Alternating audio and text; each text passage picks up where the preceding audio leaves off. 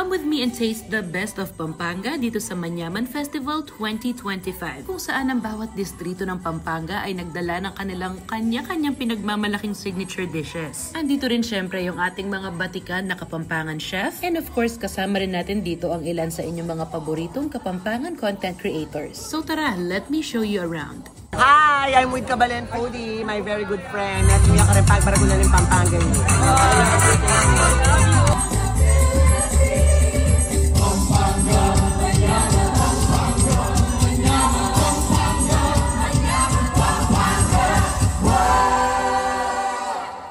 That was Artisan Tarita, yung ating mga naggagalingan at pang-international na performers.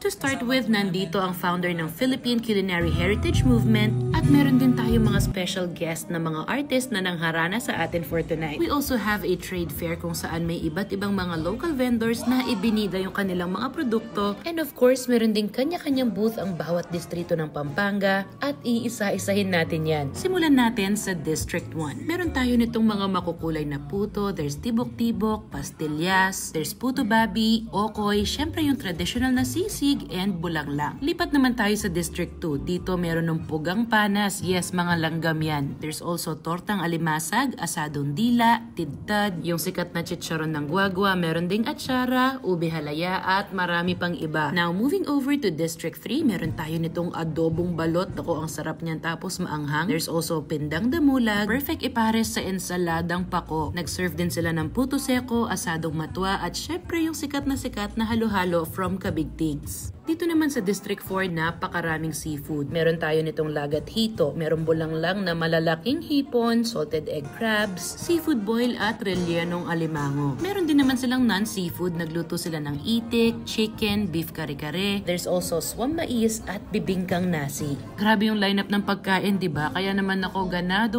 yung mga guest na tikman ang hinanda ng bawat district. Kaya nga daw ngay ni pepakit tamo na talagang culinary capital or not, impamangan tamo kining Pampanga, Manyaman. Anya talagang ngeta mo sasawang pagmaragol kayang buong Pilipinas ing luto tamo. Thank you so much to everyone who made Manyaman Festival happen at looking forward ulit tayo sa next year.